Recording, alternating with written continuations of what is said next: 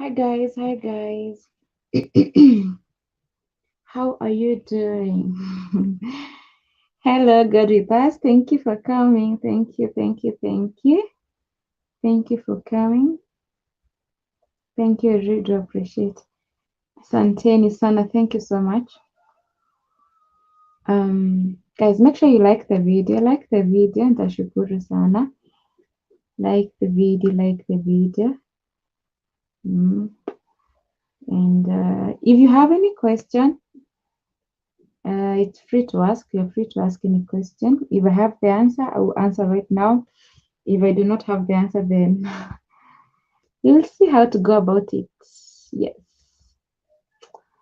Yeah. Thank you guys so much for supporting this young channel. Thank you so much. It's a very young channel, and I am happy that at least we are growing every day. Every day we are growing. Yeah, because I remember the last live that we had, our live here. I think I had about 87 subscribers, and now we are at 99. So bado mmoja tufikisha 100, and maybe by the end of this live will be 100. That will be an achievement. Will be an achievement. Will be an achievement. Thank you so much, guys, for coming. I've shared a link down there. So kama nataka kunijoin, I don't know, I hope so sitakosea mtu if I use Swahili. So if you want to join, you are free to join. That is the link which you can join me here on the screen, and maybe ask your own questions or share your own experience, because at the end of the day, it is not all about me speaking and sharing out my experiences. Also, I would like to hear your experiences, and not just only me. The experiences that you are going to share with us will help other people in the business world to do what? They will learn. Because at the end of the day, we learn through our mistakes. Yeah, so that is it. I'll be live here maybe for around 45 minutes to 1 hour. I don't have a lot of energy. I guess I've been very tired this week, so but I'll try to see how far I can go. Good morning, hello, and good morning, dear God with us. Thank you so much. Nashukuru sana. Your support, it's amazing, and I really do appreciate. Najua bado kuna issue yako sijasort. Today is on Thursday. Yeah, so I'm hoping God with us by the end of this weekend, I will have gotten a solution to your issue. So I will work towards that. Though sijaanza, yeah. Mbona mpaka nakaa tu mausingizi, niko na nini zimitango aje? Niko tu na mausingizi, but yeah, after in the course of the weekend, I will shughulikia that issue. Hoping the weekend will not be very busy. So guys, if you have any question, channel it out. And in the meantime, today I thought maybe we can talk about importation mistakes that the newbies or the beginners that make. Because once you begin this importation journey, definitely there are some mistakes that you can make in your business. Na zingine, like you can make some mistakes and your life will never be the same again. And your business, it's like something else. And personally, I wouldn't want someone whom we can work together in this journey of importation making a similar mistake. Afadhali afanye mistake ingine, lakini ile mistake mimi mwenyewe nimefanya, I wouldn't want you to do that. Because some of these mistakes ukifanya, umechukua pesa yako mingi, hata maybe umechukua ka loan mahali, and you mess up, then your life might not be the same again, and you might end up getting this importation business because of the mistake that you make. I know if you are in the business world, you always make so many mistakes, but sometimes you wish you had someone to take you through, mtu angekucoach in that business, someone to mentor you in the business. But sometimes we do not have such a mentor, because as I said the other time, watu wa biashara ni wachoyo sana, and that is how things are. Coach, what is wrong with my eyes? I don't know. It's kind of sleepy or something. So I have so many mistakes that I think people make, and the ones that I've made, but sijui kama nime highlight zote, but I will try to discuss through these mistakes. And this will really help you when you start your importation. Make sure you do not make similar mistakes, make sure you do not make similar mistakes when importing. And I think the very first mistake that people make while importing, it's making large orders, without even confirming the quality. Making large orders without confirming the quality. What do I mean by this? Wewe unaenda. If I use Swahili and you do not understand, please let me know in the comment section.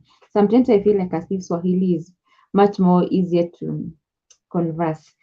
Wewe unaenda unachukua maybe loan yako ya, maybe you take like 200k, 300k, 400k, right?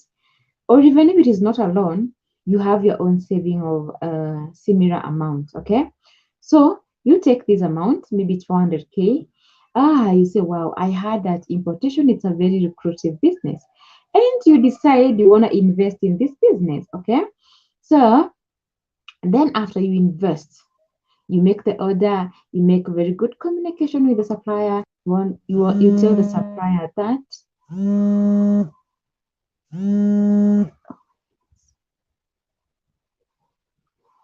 sorry about that. I had a phone call. Mungu anibariki na simu mbili nimeikata. Maybe I'll call later. I'll call the person later. Maybe you tell us, una conclude na supplier wako na unamwambia you want to buy this products. Mna conclude everything na umechukua 400k yako, unalipa supplier and then they ship the products, okay? Then they ship the products. Products zinashipiwa, hiyo ni ka 400k yako na mzigo inafika. Mzigo ikifika, the kind of products ziko hapo ndani. Si ati amekuscam or anything. You bought those products.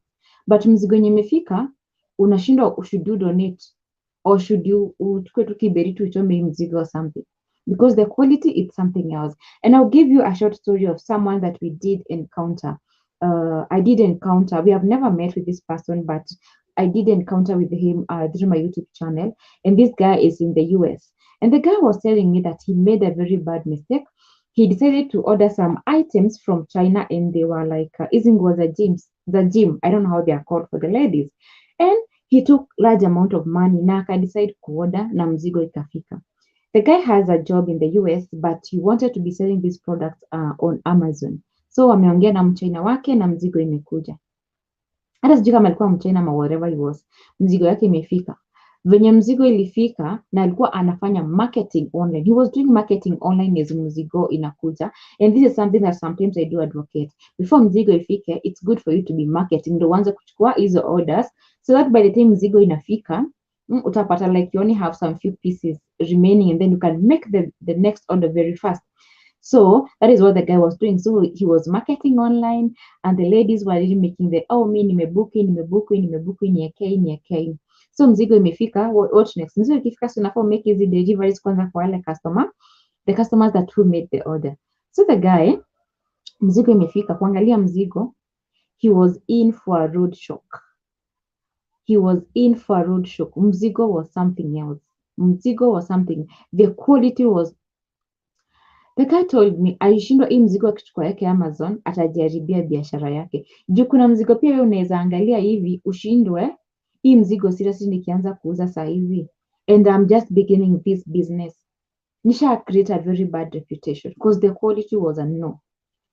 So the guy akakuwa confused, nisha promise watu mpaka nimepost status me correcting the mzigo. You know how we do on social media, me going to correct the mzigo at the shipping agent, blah blah blah. So people to see like you are legit and something. So akashanga what to do, but eventually he had to be honest with his customers. Na akamwambia mzigo ilifika, yes, but the quality is not something that I can give it to you. So the guy told me aliamua kuchukua hiyo mzigo yote. Actually it was half a container. You can imagine. Alichukua hiyo mzigo yote akaenda kapeana. Sijui kama wenye alipelekwa kwa mtusho or whatever ilipelekwa. So this is something that I'll tell someone, don't dare make this mistake. Don't dare make large orders without confirming the quality. And how can you confirm the quality? Number one way that I say you can confirm the quality, that's why I usually advocate, start small. Hii biashara usikuwe nayo haraka. Ati umekuja hapa hivi YouTube, you have seen Monica and Monica is advising people how they can import and you want to start it tomorrow. and you want the mzigo to arrive tomorrow. That is, yes, it can be possible, or next week it can be possible, but you might be making a very big mistake. So what do I advocate? Chukua hiyo pesa yako kidogo mara ya kwanza, itisha samples kidogo tu, pesa yenye unajua pesa yenye unajua hata ikipotea, like hata kama unaweza toa quality mbaya haitakuuma sana. Take your 2000, take your 3000, take your 5000, make your first order. Kama itaenda kuchomeka ama quality ikuwe ni mbaya, you will go to option number 2 and look for a better supplier. Instead of you taking your 400k, 500k, making your order from China, and then mzigo ikifika, you will be surprised. You will be surprised that the quality is low. Yeah, that is one of the methods that you can use to ensure that you do not get low quality products or bad quality products. The second method that you can use to confirm the quality of a product is you by having a third party. Who is a third party? This is someone who is based in China, and the person can make the attempt to visit the factory.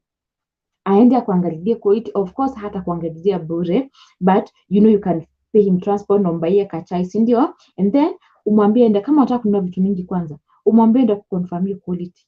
Aende kwa factory, akuangalie quality na akuambie kwa because yeye mwenyewe ameiona macho kwa macho. And if you need such a guy, I think I have someone who does that based in China.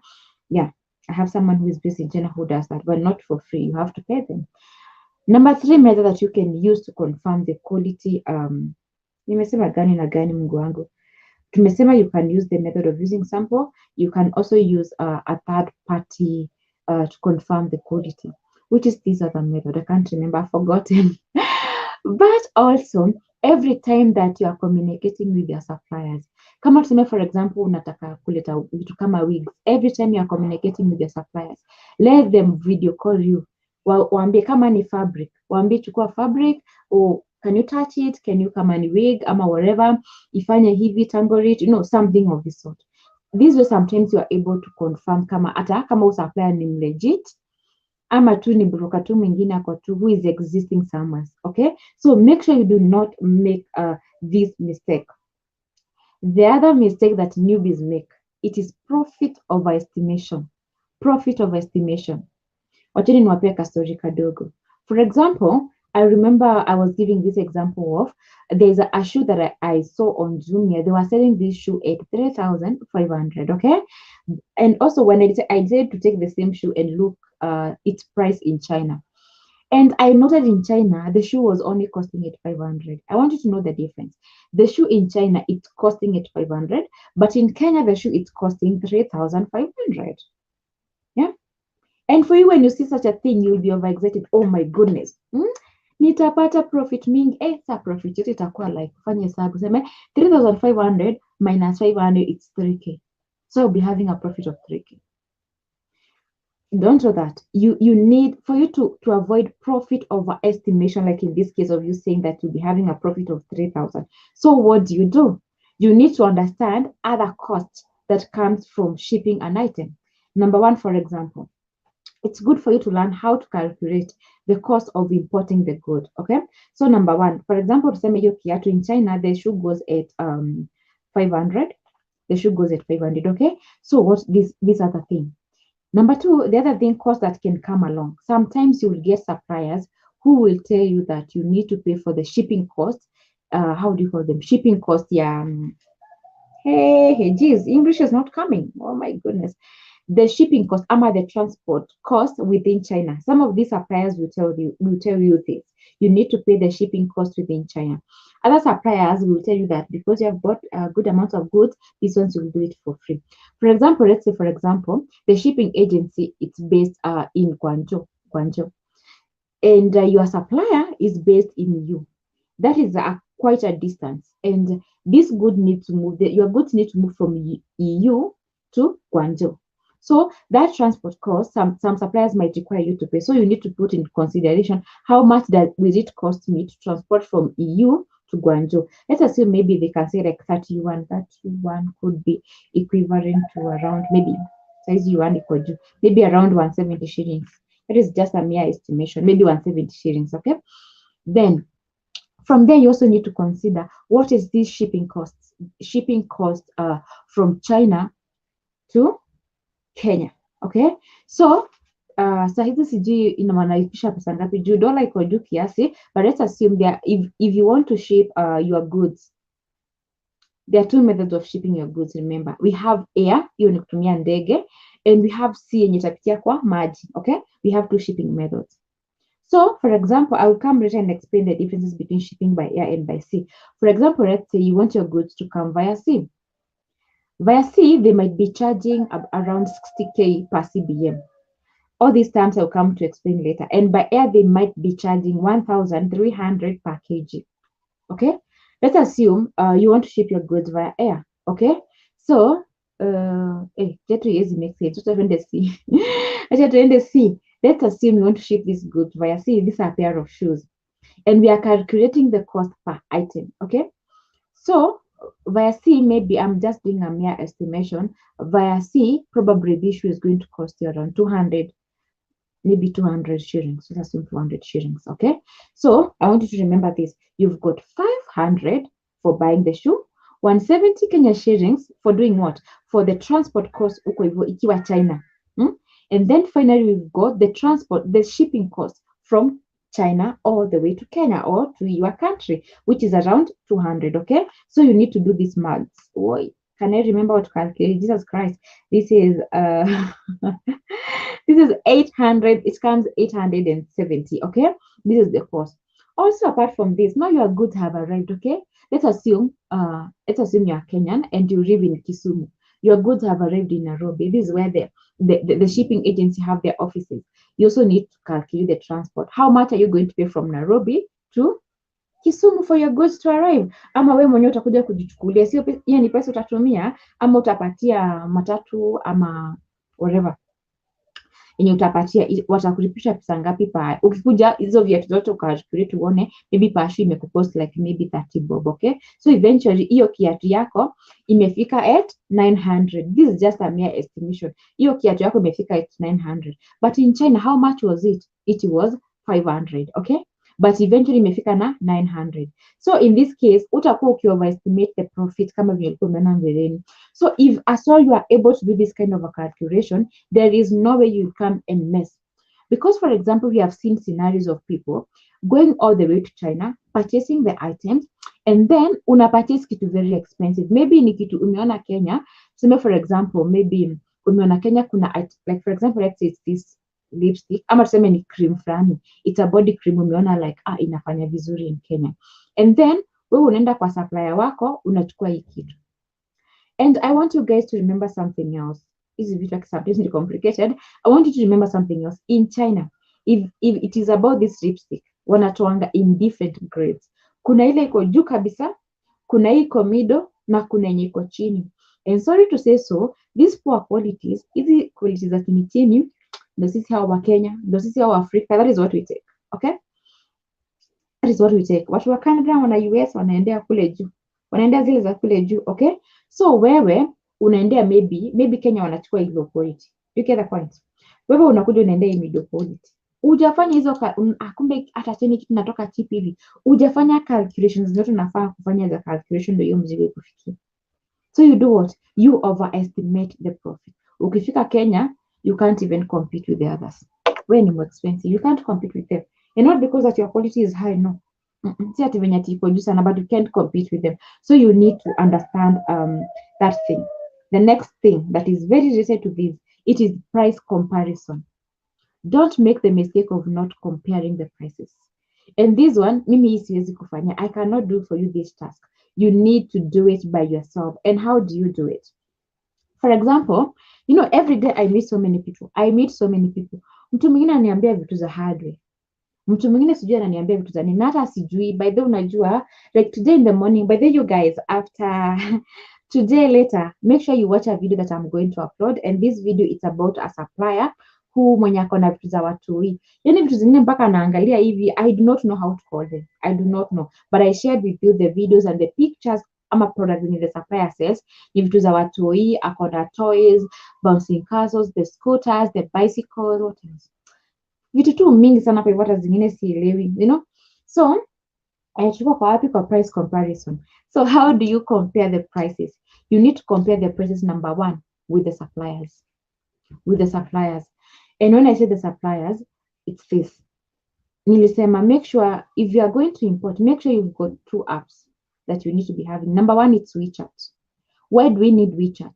We need WeChat because once I will be sharing out the contacts via the WhatsApp group that I've created, you'll be able to be chatting with these suppliers because most of the suppliers, they will not use WhatsApp. If you live in China, you know, or you know things about China, you know that WhatsApp imebaniwa. Lazima utumie ka VPN na wengi wapendi kutumia VPN, itawaletea mashida mengi, okay?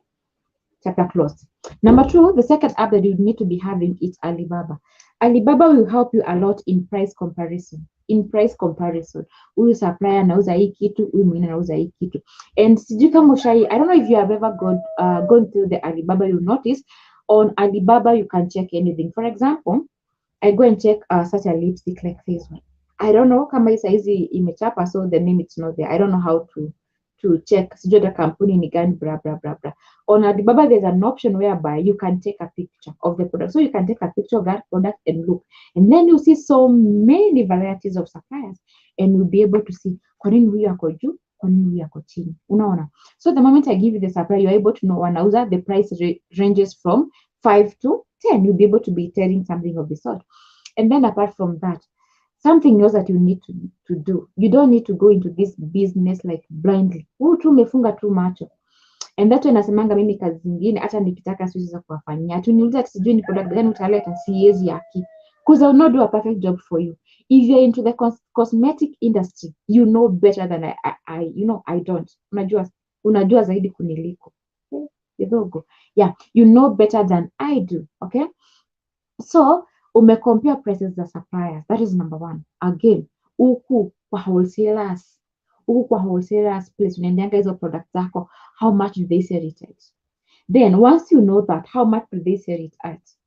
Rudi back to history, calculate. How do you calculate the final price of the product? Ndio uone kama huu supplier anauza hii kitu 500, nitahitaji shipping cost ya kama hii na hivi vyote, hii ni transport cost yote. Hiyo kitu inaweza nifikia na around like 400. Unaona? And then unaona kama hii kitu ina make sense ama it makes sense. Juu kuna kitu ingine I want to tell you guys, as much as I'm advocating for importation, imagine there are some products that you will find, it is useless to import. It is useless to import. Juu utapata when you may import, hiyo mzigo by the time inafika Kenya, iko much more expensive kuliko wholesale. Iko more expensive kuliko wholesalers. Lakini kuna kitu nataka kusema, lakini sitasema hapa, nitachoma. Hii sijui nitajoin group ya WhatsApp, I will say that. Sitaki kuchoma. But ningesema kitu, yeah? But sitaki kusema hapa. That one I will leave it. The other point or the other mistake that people make, it's assuming the supplier can understand everything. Assuming that the supplier can understand everything and there's no language barrier. That one could be the worst mistake. A supplier say, hi, good morning, how are you? What kind of product would you want? And you think, oh, wow, lucky me. I've got a Chinese supplier who can speak English perfectly. So this one is going to be nice. Please never assume this, because this one can be your worst mistake that you can make. And why do I say so? Personally, as I said before, I've lived in China. And I know even as much as I lived in China and before I could not even speak a word in Chinese, I had to survive. I used to survive. I can communicate. I can go shopping. I can pay my own air ticket and my train ticket and bus ticket without needing the help of anybody. How is that possible? Because there are translation apps. They translate. And you find some of these suppliers, they will translate. They'll be chatting with you as they translate. And translation always have some big errors and can really mess you big. Okay, so every time you communicate with the supplier, you're not going to ask them, can you speak English? Okay, yeah, you can ask them if they speak to you in Chinese, okay? But you need to make sure that how do you know that your supplier can understand everything? For example, you can ask them, can you send me, maybe after a long discussion, I want this kind of pair of shoes and this one. You can tell them, send me the picture of how you are packing my goods. Let me see them. You see? And something else that you can do is use very simple language language. For example, you can find a Chinese asking you, what quantity do you want? And you hear them saying big, big, big, or small, small, small. You see, that's how they sometimes they communicate. When they say big, big, big, or small, small, small, they're just asking you, do you want a large quantity or small quantity? But also you need to be very careful. Wasikuwe wanamaanisha big size as in kama size 44. Unaona? So you need to be very careful when you talk about this. Use simple terms. If you want men's shoes or gents shoes, don't go telling them I want gents shoes. Tell them I want a man shoe. That's how they talk. Yeah, I want a man shoe. I'm not saying that's how they talk. Kama English yake mtu asinibebe vibaya.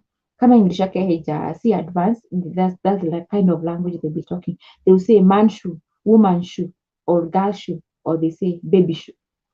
You know, so you need to use very simple languages to ensure that they understand. Na wakipaka mzigo wako, itisha picha, itisha video call. Ndo kama kitu upende sema no. Usiongee English complicated. Use very simple language. Don't tell them like I want high quality. Tell them I want good quality. They know good, bad. Simple language. It will be so much easier for them to understand. Okay. The other thing ni history nitasema kweli ama ni complicated. History ya kubuy vitu zenye ziko na low price. Good point taken here. Yeah, take the notes. These notes are going to help you, and I know you are going to become one of the best importer good with us. Yeah, I believe in you. You are so much consistent, and I'm here to help you in any way. I will try my best to help you as much as I can. Yeah, the other thing is history. Unajua sisi kama Wakenya, we love bargaining a lot, and I want you to know something. Sometimes we make the mistake of going on. We want cheap items. We want low price items. Sorry. And when you do this, we end up compromising with the quality. Tunachukua kitu yenye ni cheap, lakini the quality yenye tunaleta akijamani, quality mbaya. I don't know, because for me I've been frustrated with this stuff. I don't know if you have ever gone and bought something and then quality tunasikia tu kulia. Kitu nimevaa siku mbili. Ina behave kama tu sukuma sasa. Sukuma wiki. So you need to be concerned. Don't go for very low quality products. And you end up compromising with the quality, because utapata kitu maybe ya 30 ya 50 na ni mpya, ni brand new, but quality yake go for something better. You can go for something better. Anyway, that is what I believe in. I know people have got different perspective of seeing things. I know there are some people who would prefer going for those cheap items, but that would be my perspective. You are not someone who would want to get those bad quality. Si lazima uende zile ati high quality the designers. No, at least Kamido quality kitu itaserve mtu for some time. Unajua si kitu unavaa leo siku mbili na kaa siku mawiki, Yeah, that is another mistake that you can make. The thing could be wrong shipping method. Wrong shipping method. We are back here again. What do I mean by wrong shipping method? Kumbuka nimesema we've got two methods in which you can ship your goods from China to Kenya, and not just only from China to Kenya. Hata kama ni China to US. Those are the two methods that you can use. Tuko na hiyo air, tunatumia ndege. We have the other one by sea, tunatumia meli. These two methods, kuna sababu yenye zimewekwa zikiwa mbili. That is what I would say. Because for you to know what kind of a shipping methods that you need to use, there are a number of factors that you need to consider, okay? And I'll say this. For example, number one thing that, I hope that I can remember. Number one thing that you can consider when deciding which shipping method that you need to look, it's the urgency. It's the urgency of the product. For example, I could be having a wedding in the next 2 weeks, and I want to order a gown or a pair of shoes, or maybe the what do you call them? Whatever jewelries. I want to order them in 2 weeks. Then the most appropriate method that I can use, it is by air, because air 7 mostly between 7. Okay, some airlines can use 7 days, others can use 14 days. So if I want this good to arrive very fast, then I need to go with the option of there because I have the urgency of the product. Okay. Number two thing, it is the type of a product. It is the type of the product. There are some products hata ufanye nini ama ufanye nini haziwezi bebwa na nini na ndege. There are some products that haziwezi enda na ndege, and there are some products that can never go by sea. So this is where your shipping agency come, because shipping agency, as you communicate with your supplier, make sure so you are communicating with the shipping agency ndio akusaidie kujua ni method gani itakusaidia. Mimi naweza kuwa sijui zote, but atakusaidia kujua kama ni cosmetic, kuna glasses na ndege, there's some cosmetics that are visible na ndege, never at all. So they will guide you and tell you this one is in na ndege, so let us sort these goods in this, because watu wa cosmetic, because the products are different. Acha to divide mara mbili, hizi zikuje na ndege na hizi zikuje na meli kwa sababu of various factors. So the other tumesema, first one tumesema ni ngwangu nasahau. The first one we have said it is the urgency, and the second one is the type of product. The other thing that you need to consider, it's the weight of a product, the weight of a product. And this one is very important to you as a business person. The heavier the item, okay, let me say this. Light items, it is okay if you decide to ship them via air. Because remember, via air, how do they charge? They charge per kgs. And so, just consider importing the light items, okay? Then when it comes to sea, you can decide to import like the heavy items. For example, if you want to import something like the TV, refrigerators, kwa nini uzipeleke kwa ndege? You can't import them via air. Choose the option of importing them via sea, because it's going to be much more cheaper. Because tumesema via air they charge packages, and then via sea they charge per CBM. And what is a CBM? CBM, it means that they take a carton. I don't have a carton. They take a carton. And then they do length times width times height, and that's how they determine a CBM. So some of this product is good when you import them via sea. The furnitures, kama mimi by the way, sidhani, by the personally, to be honest, sijai import mzigo yangu hata mmoja via air, because I think it's expensive. So I prefer importing my goods via sea. Well, sea iko na disadvantages zake, but I prefer importing them by sea kwa sababu sea will be much more cheaper. So I'll be able to maintain a profit margin kubwa. Okay, so that is how I consider it. The other thing you need to know, one disadvantage of using by sea is this. Tumesema sea, it's cheap. Air can be expensive. But disadvantage moja ya sea ni ati sea takes a lot of time. Air can take between 7 days. Na hata kuna kampuni zingine they can take lesser days than 7. So air ni 7 to 14 days to be precise, okay? But others can take lesser than that. When we go to sea will take 30 to 45 days. So hata kuna wanasema it's between 1 month to 2 months. So it's between 1 month to 1.5 months, okay? That is the amount of time that you can take. It's a lot of time. Inahitaji kuwe na patience mingi, umeweka pesa yako hapo hivyo imelala, you know. So that is one of the disadvantage. But of course, you need to look at all these factors and see which method is the most appropriate for you. So tumemalizana na hiyo. The other thing that can be a very big problem, or a very big mistake that the newbies can make, it's not having a reliable shipping agent. I don't want to assume that people know what is a shipping agent, so let me explain this. Who is a shipping agent? A shipping agent, natumia, sijui kama this is the correct definition, but I explain with my own understanding. A shipping agent, this is the person or a company that facilitates that your goods move from your supplier or from your country of origin to your own country. This is a person who enables that your goods leave China and they arrive in Kenya. And this person is able to clear this other stuff like the customs, the taxes, hizo vitu zote. Yeye ndo anashughulikia hizo.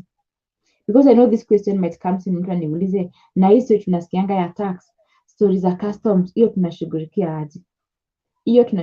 aje? A shipping agent, hiyo ndo kazi yenye nakusaidianga. And that's why I say for beginners, for the newbies, mtu ako na shilingi zake, shilingi 5k, 10k, 20k, 100k, hata kama ni 300, a shipping agent is here to help you.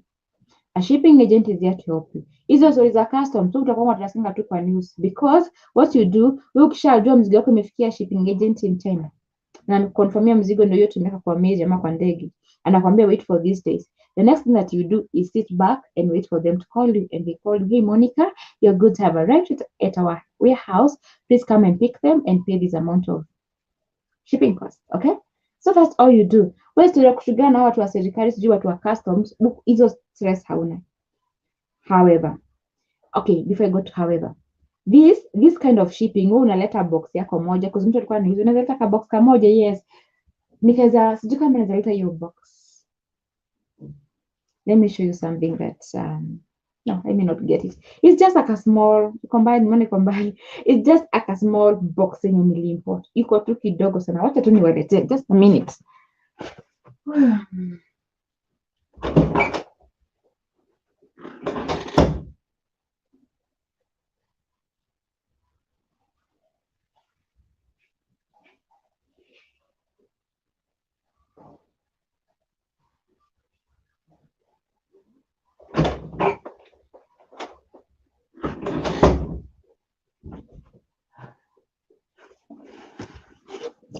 So guys, this is what I'm saying. This box is in white. You see this box? You see this box? It's not very big, by the way. It's not very big. Imagine this is a box that I did ship. Ikiwa tu peke yake, hivyo tu peke yake. Ikiwa tu hivyo peke yake. Just as small as it is. And this was able to come via sea. So I was saying, for when you're shipping your goods, this is what they do.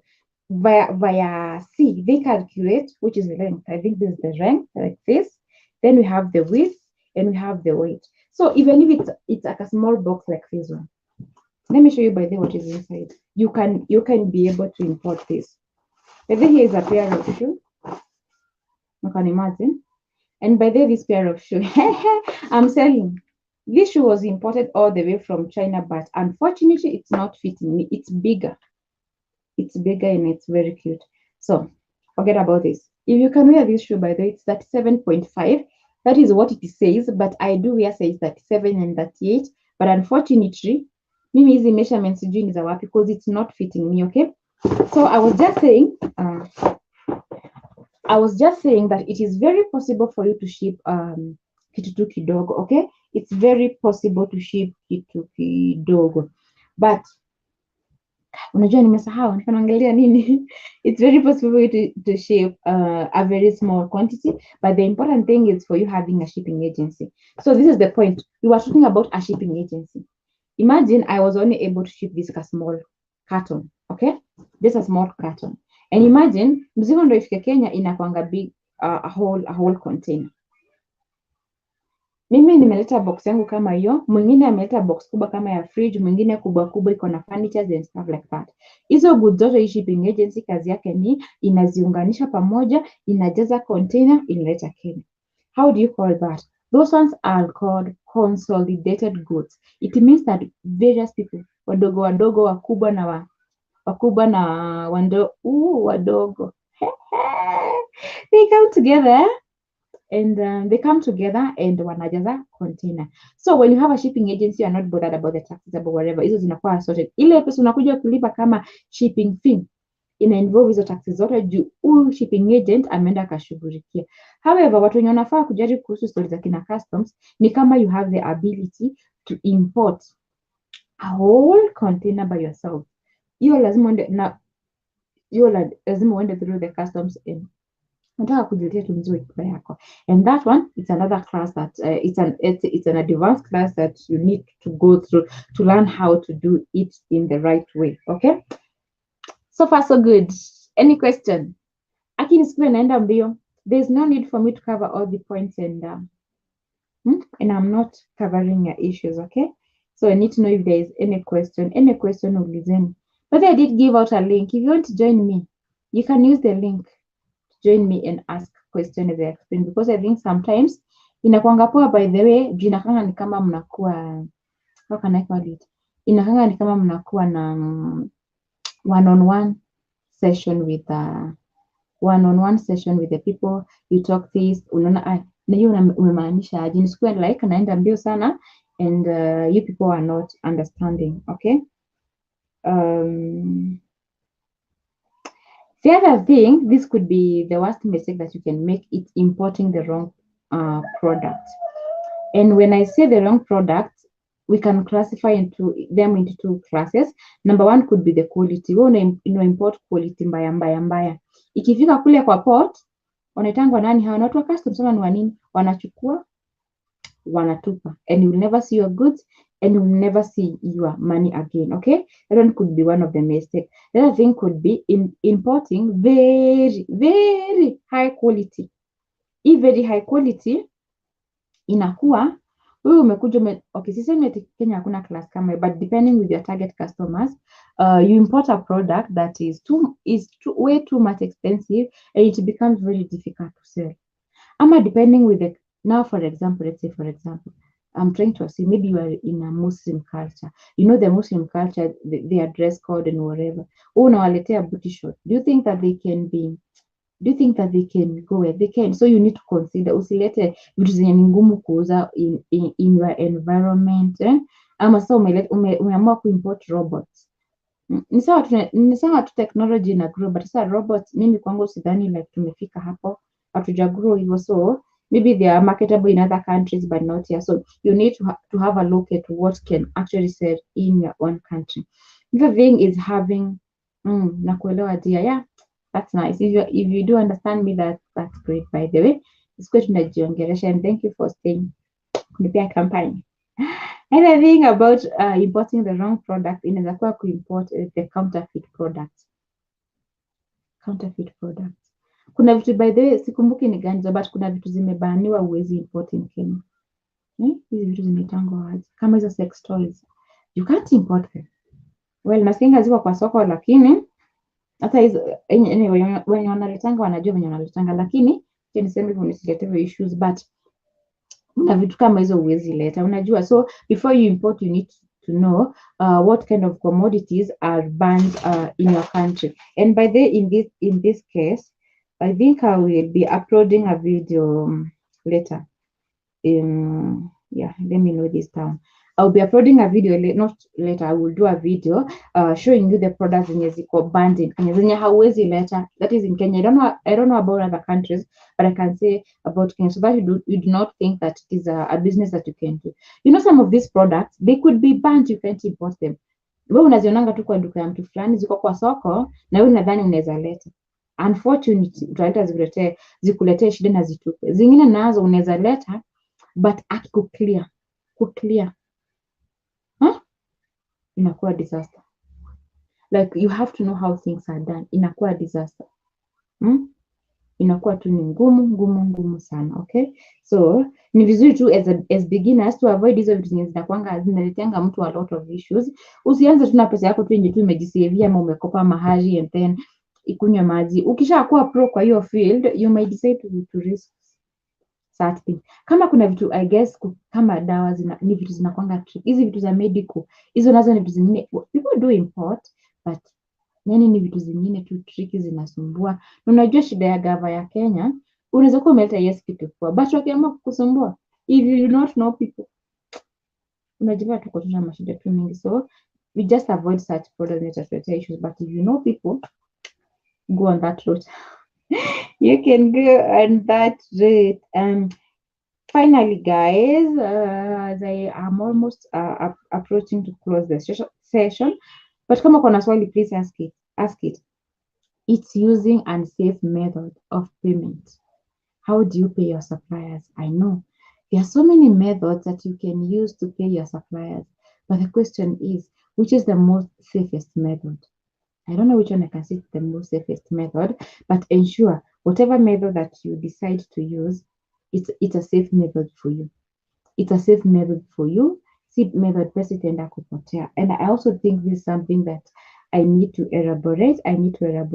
I know unaweza lipa suppliers wako na Richard, unaweza fanya bank transfer, wire transfer, kuna supplier tasema umlipe na PayPal, method gani nyingine ya kulipa by the way? Kuna Alipay, unaweza tumia shipping agent kulipa. Nimesahau zingine. Hata kuna wengine wanasemanga Western Union ya So kuna methods mingi sana za kulipa, and also I think I will be doing a video elaborating on the safest shipping methods, nikiwaambianga the disadvantage and advantages, and kuna method unaweza tumia kulipa yenye hata maybe mtu akuletee vitu mbaya ama akose kuship your goods, it's very easy way kurudishiwa do. Juu before even we go, why mkiongea na supply, it's good that you know, unajua hiyo kampuni ni gani, unajua location yake, anakutumia bank details, yani vitu tu zinakaa tu ziko open, because this way in case a supply doesn't deliver, tena hawatakangi mchezo na vitu zingine kama hizo. By the way, it's so easy to track them down, na hawezi taka kutrakiwa down, so they will eventually refund your money. Yeah, nione the point ya mwisho, lazima niende nikikumbuka, ndo napata content ya kutengenezea next time. The thing, but hii sana sana maybe tuseme itawakia watu wenye wataki kujoin group yangu ya WhatsApp wenye wataka kwenda Alibaba, which is still okay, but you can go to Alibaba and get a very good supplier. But as you go to Alibaba, it's very good for you to have a look at various aspects. For example, when you decide to choose a supplier on Alibaba, make sure that they are verified. And also apart from that, make sure that you understand what kind of a supplier is this person. What kind of a supplier is this person? Remember, on Alibaba, we've got different kind of suppliers. Kuna manufacturers, kuna trading companies, na kuna sourcing agents. Na hao pia prices zao zitavari. So utapata manufacturer ni ana manufacturer. So si of course bei yake iko chini, lakini utapata anakuambia uchukue products mingi, maybe like kwambia lazima uchukue 1,000 pieces ama 10,000 pieces per design, okay? Then tuko na trading companies and also sourcing agents. So their prices definitely will vary kiasi, but depending with how much you can afford and how much you want, then you're going to choose the kind of supply that you want. Siwezi sema ati kuna supply ambayo inategemea na ule supplier unataka kufanya. And by the way, I guess nimemaliza hiyo topic. Let me say something. Kuna kitu nilikuwa nafikiria nasema, ushaifikiria by the way, unaweza, kwa nini jina kitu kichwa yangu? Unaweza chukua kitu kama maybe a pair of shoe ama bags, uongee na supplier wako and then akuwekee zinataka logo, si logo, akubrandie, you have like your own brand, yeah, akubrandie, these services are available in China, you can get such a person. Uamue mimi naenda story ya bag, but I want equally brand yangu maybe uiandike Monica kama whatever you want to write it. Na sasa ikiwa ni product mzuri penetrate to the market, everyone will be like, I want this brand. You see? You are not involved in the manufacturing. Wanakutengenezea kitu na wanakushipia kitu kiwe na brand yako. And when a time comes and you are capable, you might start your company here in Kenya. You know, uanze sasa kumanufacture. I thought maybe it's a great idea that someone can think of. Something that maybe somebody can consider. Uongee tu na supplier yako akubrandie your product yenye unataka kuleta, then wacha tu kubrandia saizi tu uuze, bora tu ikuwe ni kitu poa na kitu utaona itapenetrate kwa market vizuri. Then Mungu akikusaidia, you might buy your machines from China, zilete, anza factory. That is how things go. So that was just a tip, but I thought maybe it can work to someone. Juu pia ni poa before you invest, tuseme unaanza production, ni poa uko ukijua ni wapi, ni shimo gani unaingia. Usiende into production ununue machine umeweka hapo and you have used millions of money and then you realize it's not, ni mistake ulifanya. So hizo machine tu zinaenda kulala hapo and they are not helping you. So guys, I feel like I want to end this live. So any question, I'll take it. Any question that you go, please let me know if you have any question, any comment as we conclude. God with us. Kuna swali? Do you have any question? Umekataa kukuja kwa screen. At least hata nikuone. I'm supposed to go to the other channel, but ni kama sina nguvu. Sidhani niko na nguvu, but I might go. Point taken, number 6, nakuelewa dia. Okay.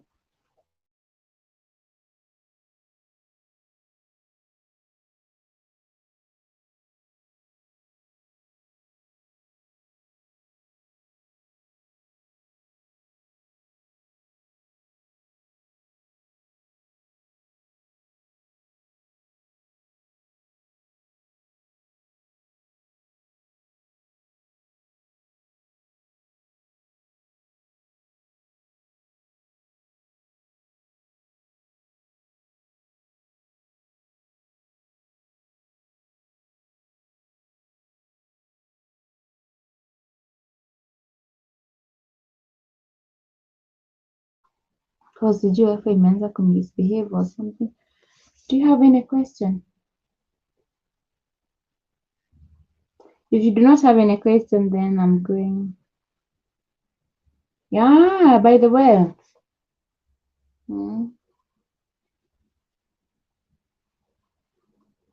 By the way, it's a very good idea. It's a very good idea. A very good one. A very, very good idea. Any question? Aki, kwani sina nguvu? Nasikia nimechoka. I'm feeling sick or something. I wanted to go live together channel, but hey, sidhani nitaweza mimi. Sidhani nitaweza. I'm just waiting for a question, something. Then we call it a day. Saa tu sidhani nitaweza kufanya live. I guess I will be committed somewhere. So maybe most probably we'll be having a live on Monday. Maybe I guess 2 lives per week are good, Monday and on Thursdays. Though I might change time, but Nikki change time, I will communicate. I'm hoping that we'll be able to be doing lives in the evening. Evening inakuanga poa. Inakuanga poa, si kama saizi unafanya ukiharakisha because you want to do something else. I guess we do not have any question, and so guys, we can end the live. Yeah, we can end the live. So God with us. Bye bye, Ama. I want to say goodbye.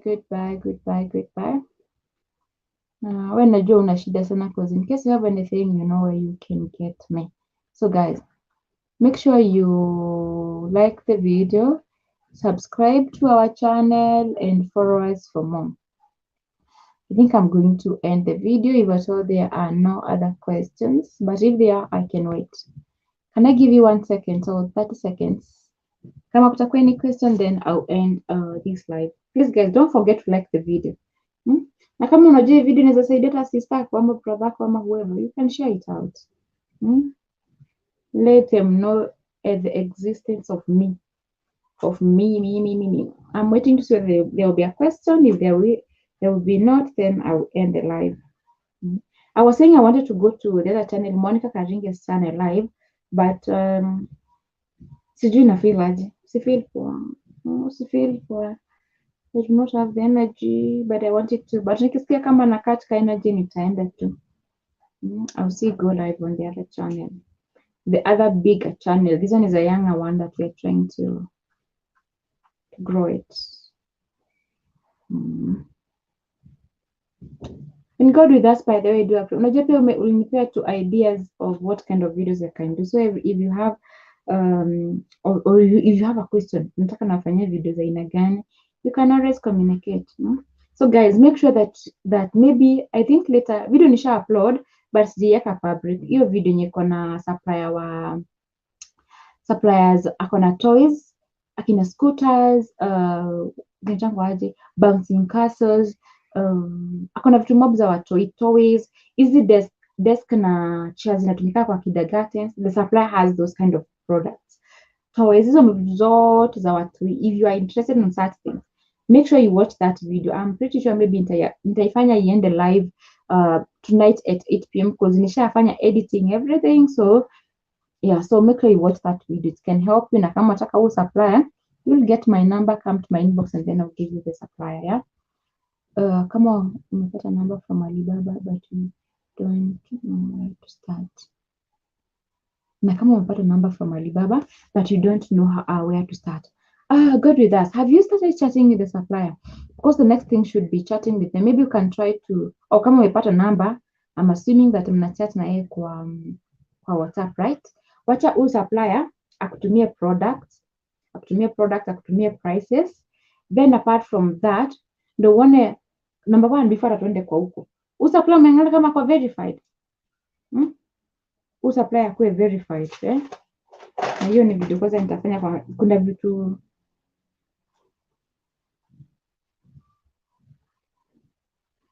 tunafaa kuangalia kwa Alibaba suppliers. Huyo supplier ako verified, that is number 1. Is he verified? Number 2, how many years of operation has he been doing? Hiyo ni kitu nyingine ya kuangalia. Also angalia reviews, those nipo tu angalia reviews, those sometimes unajua reviews watu buy, but nipo pia uangalie reviews. Then as you communicate with the supplier, wacha kutumia product na picha. Na pia if possible by the way, kama anasema kuna factory, mwambie unataka you want a video, maybe ufanye video call. Ama akutumie video ya the products. You see? Unaenda hivyo before tufike kwa hiyo point ya kusema now you are making the order. Because you know after you conclude, the next thing is payment. Oh, surprise. Oh, that's nice, mama. If you are getting one, hey, so wacha nikuongelesha after this. But I would like to know is juu kaza pata supplier. I hope mwile supplier alikuwa ananiambia it's going to be nice. It's going to be nice by the way because tuepuke hizi hassles mingi. So the only thing tuta make sure ni kwamba tutaangalia ni kwamba kama suppliers number 1 ako legit. And then yeah, hiyo ndio kitu ya maana sana. Hizo zingine they will just follow. Na umuulize kwanza muulize tu nini. Tutakuona kama kwa verified, akutumie picha na videos. Kama mnaweza video call the better. Mwambie I want to see the product. Can we have a video call or send me videos? That is going to be better. Mtu anamwambianga hebu kama ni trouser, hebu let me see a video of you like stretching it. Nikupima tu environment ukiangalianga what's going around. God with us, si tukacha tu kwa WhatsApp. Si ndio please? Kama niko msick. For real. Si kama nashindwa kwa dada. I don't know what's happening to me. So please, God with us, allow me to end this, then to touch at WhatsApp. I'm feeling something weird. I am not fully like then she shout, but I'm good anyway. Cindy, please, then I will be able to. Yeah, please allow me. So let me end this session. God with us, we can catch up later and then to only was apply for it. Because kama ko verified na poa, mama, you're good. Usiogope anything. Don't fear anything. Then I'll come and help you to. But they have a guy from Qatar, naturally important from Alibaba. And things have been good. Si compare supply, just na supply wa zile products alikuwa anataka. So we got the supply from Alibaba and things are going so pretty well. Yeah. So let me end the live, guys. Bye bye. See you on the next one.